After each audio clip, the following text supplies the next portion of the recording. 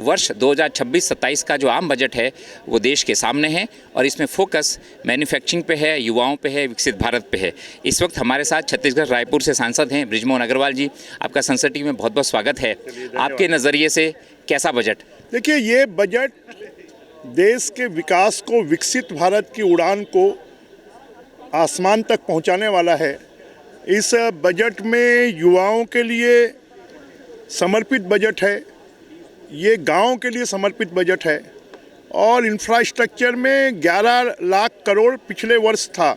इस वर्ष 12 लाख करोड़ से ज़्यादा इंफ्रास्ट्रक्चर में खर्च होगा।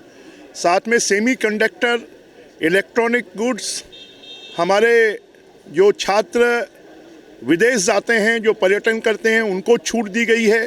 भारत के पर्यटन को बढ़ावा देने के लिए इंफ्रास्ट्रक्चर में गति मिलेगी और पर्यटन के लिए जो गाइड्स चाहिए और जो एम्यूनिटीज़ चाहिए उसको बढ़ावा मिलेगा।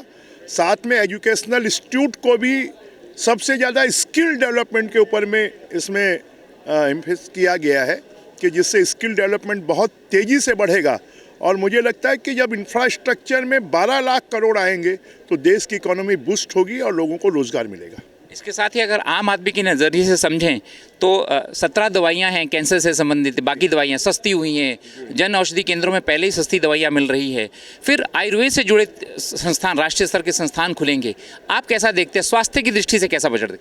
देखिए, अभी इस बजट में शिक्षा की दृष्टि से भी, स्वास्थ्य की दृष्टि से भी जो इंस्टीट्यूट खोलने की बात की गई है, भारतीय चिकित्सा पद्धति को बढ़ाने की बात की गई है। 17 दवाइयाँ जो कैंसर से संबंधित, डायबिटीज़ से संबंधित हैं और सेरेब्रल से संबंधित हैं, उन दवाइयों को पूरी तरह टैक्स से छूट दी गई है। तो ये सब भारत के आम आदमी का जीवन स्तर कैसे ऊंचा उठ सकता है, फिशरमैन के लिए, किसानों के लिए इसमें इतनी ज़्यादा सुविधाएं देने की बात की गई है। और अब भारत जो है यहाँ पर लोगों को ट्रेन करना, चाहे हमारी एक्स्ट्राऑर्डिनरी कृषि की फील्ड हो, चाहे वो हमारे फिशरीज़ की फील्ड हो, चाहे वो हमारे समुद्र के किनारे रहने वाले लोगों के जीवन स्तर को ऊँचा उठाने की बात हो, इसमें नॉर्थ ईस्ट के लिए भी काम किया गया है। साथ में देश में 11 फिर से नई ऐसी ट्रेनें जो पूरे देश को एक दूसरे से जोड़ेंगी, ऐसी ट्रेनों की शुरुआत भी होने वाली है। नॉर्थ ईस्ट के लिए 4000 बसों का जो पर्यटन को बढ़ावा देगा और पूरे देश को एकात्म करने के लिए ये बजट लाया गया है। भारत जो इकोनॉमी है, भारत की सबसे तेज़ गति से बढ़ रही है, जीडीपी 7% से ज़्यादा है। आप कैसा देखते हैं भारत को अगले 5 वर्षों में?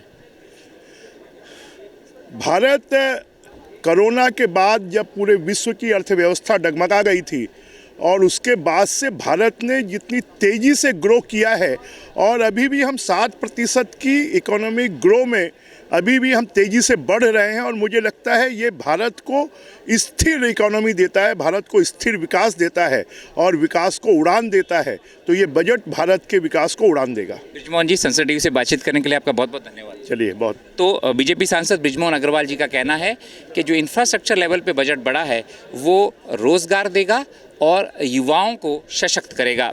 कैमरा सहयोगी ललन सिंह और कैमरामैन सुनील शर्मा के साथ पवन कुमार शर्मा, संसद टीवी, नई दिल्ली।